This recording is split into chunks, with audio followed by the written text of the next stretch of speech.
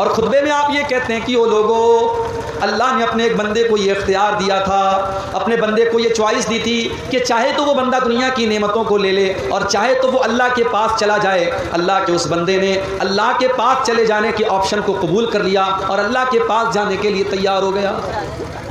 ابھی اللہ کے نبی نے اتنا ہی بیان کیا تھا، ابو بکر صدیق رضی اللہ تعالیٰ عنہ رونے لگے اور آنکھوں سے آنسو بہنے لگے اور کہنے لگے فدیناک بآبائنا وامہاتنا، اے اللہ کے نبی ہمارے ماں باپ آپ کے اوپر قربان ہو جائیں، اے اللہ کے نبی ہمارے ماں باپ آپ کے اوپر قربان ہو جائیں۔ صحابہ کہتے ہیں ہمیں بڑی حیرت ہوئی کہ اللہ کے نبی تو ایک عام بات کر رہے ہیں، یہ بار بار کیوں حضرت ابو بکر رو کیوں رہے ہیں؟ کیوں یہ ڈسٹرب کیوں ہو رہا ہے؟ آواز کیوں آ رہا ہے؟ مائک ٹھیک کرو نا یار۔ حضرت ابو بکر رو کیوں رہے ہیں؟ کیا بات ہے؟ صحابہ کہتے ہیں ہم کو بعد میں یہ احساس ہوا، ہم کو بعد میں یہ پتا چلا کہ اللہ کے پیارے نبی تو اپنے ہی بارے میں یہ بات کہہ رہے تھے کہ اللہ تعالیٰ نے مجھ کو یہ آپشن دیا ہے کہ چاہوں تو میں دنیا میں کچھ اور دن تک زندہ رہوں اور چاہوں تو میں اللہ کے پاس چلا جاؤں، اور اللہ کے نبی نے اللہ کے پاس جانے کو قبول کر لیا اور اللہ کے پاس جانے کو تیار ہو گئے۔ اپنے اسی خطبے میں آپ نے فرمایا کہ اگر میں دنیا میں کسی کو اپنا خلیل بناتا تو ابو بکر کو بناتا، لیکن میرا خلیل تو اللہ ہے، میرا سب سے خاص دوست تو اللہ ہے۔ ہاں اسلام نے جو دوستی ابو بکر کے ساتھ رکھی ہے وہ دوستی برقرار رہے گی، لیکن میرا خلیل تو اللہ ہے، میرا دوست تو اللہ ہے۔ اس کے بعد آپ نے فرمایا مسجد کے اندر جتنے لوگوں کے دروازے ہیں سب کے دروازوں کو بند کر دیا جائے سوائے ابو بکر کے، ابو بکر کا دروازہ بند نہ کیا جائے، ابو بکر کا دروازہ کھولے رکھا جائے۔ آپ نے فرمایا سب سے زیادہ میرے اوپر اگر کسی کا احسان ہے تو ابو بکر صدیق کا احسان ہے، اس نے اپنے مال سے میرا ساتھ دیا، اس نے اپنی جان سے میرا ساتھ دیا۔ یہ آخری خطبہ تھا اللہ کے پیارے نبی۔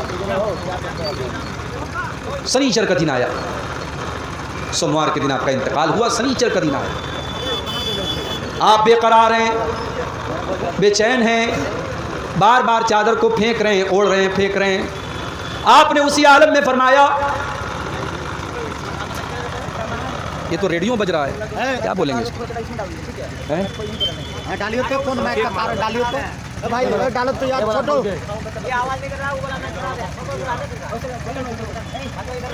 آ جائیے آپ اوپر بھائی بہت ڈسٹرب کر رہا ہے، بہت پریشان کیا۔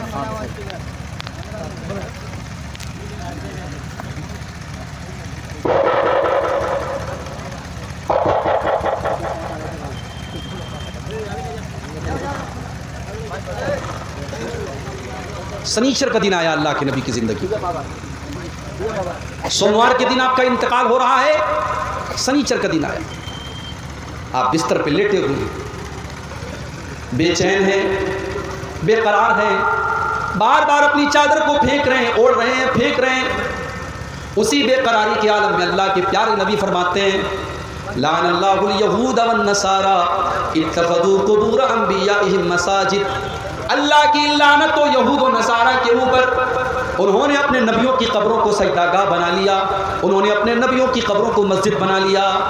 اللہ کے نبی اپنی امت کو بتا رہے تھے کہ وہ لوگوں میرے انتقال کے بعد میری قبر کے اوپر تم کوئی ایسا کام مت، میری قبر پر کوئی میلہ ٹھیلا نہ لگانا، میری قبر کے اوپر تم کوئی عرس مت کرنا، میری قبر پر تم آ کر کے سجدے مت کرنا، جو کام یہود و نصارہ نے کیا تھا وہ کام تم میری قبر پہ مت کرنا۔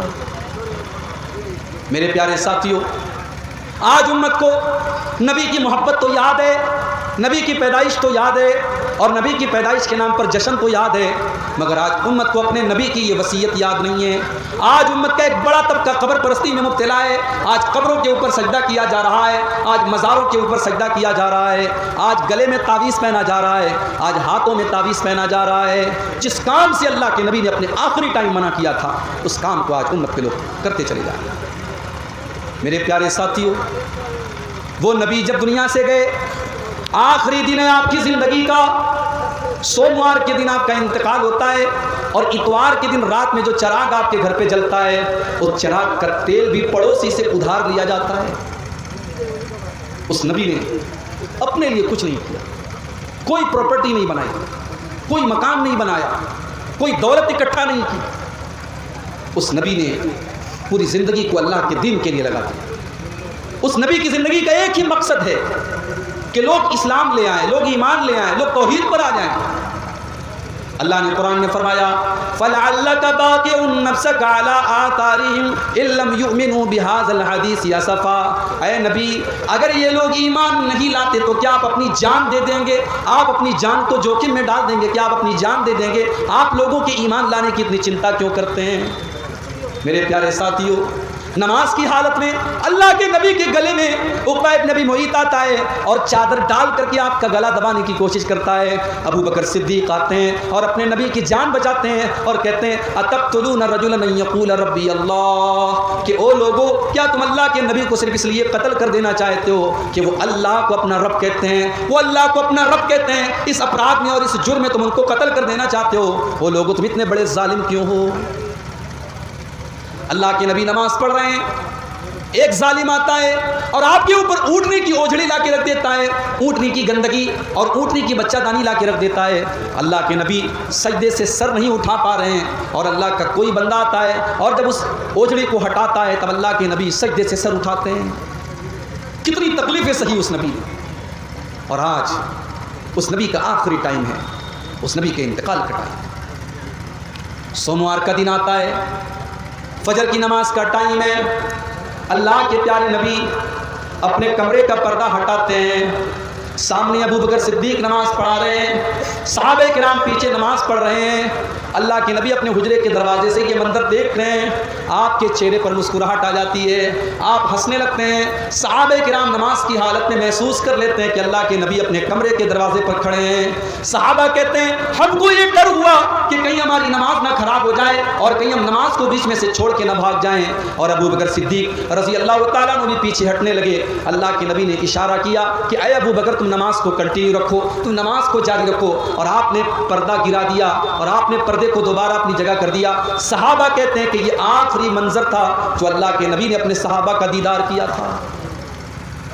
نبی خوش ہو گئے، نبی کے چہرے پر مسکراہٹ آ گئی کہ میری امت، میرے باپ بھی نماز پڑھ رہی ہے، نماز نہیں چھوٹی ہے، نماز جاری ہے۔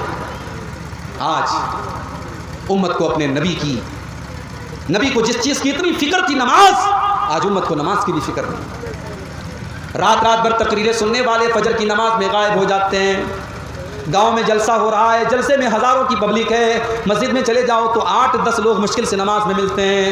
میرے پیارے ساتھیوں، آج تم نبی سے محبت کا دعویٰ کرتے ہو، نبی سے پیار کا دعویٰ کرتے ہو، اس نبی کو تو نماز سے اتنی محبت تھی، اتنی محبت تھی کہ وہ نبی کہا کرتے تھے جعلت قرۃ عینی فی الصلاۃ، نماز میری آنکھوں کی ٹھنڈک ہے، نماز میرے دل کا سکون ہے۔ جب اللہ کے نبی ٹینشن میں ہوتے تھے، پریشانی میں ہوتے تھے، حضرت بلال سے کہتے تھے یا بلال ارحنا بالصلاۃ، اے بلال تم جلدی سے اذان دے دو اور جلدی سے نماز کھڑی ہو جائے تاکہ میرے دل کو سکون مل جائے۔ میرے نبی کو نماز سے سکون ملا کرتا تھا۔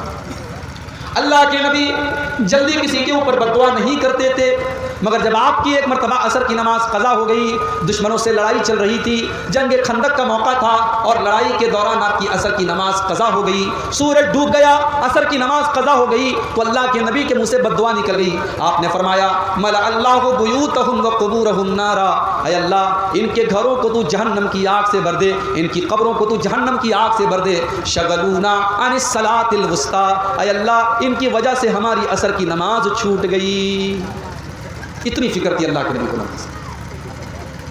آج ہم نماز نہیں پڑھتے، کیوں صاحب؟ ارے کام بہت ہے، کوئی بزنس کر رہا ہے، کوئی نوکری کر رہا ہے، کوئی جاب کر رہا ہے، کوئی کالج میں جا رہا ہے۔ میرے پیارے ساتھیوں، آپ اللہ تعالیٰ کو کیا منہ دکھاؤ گے؟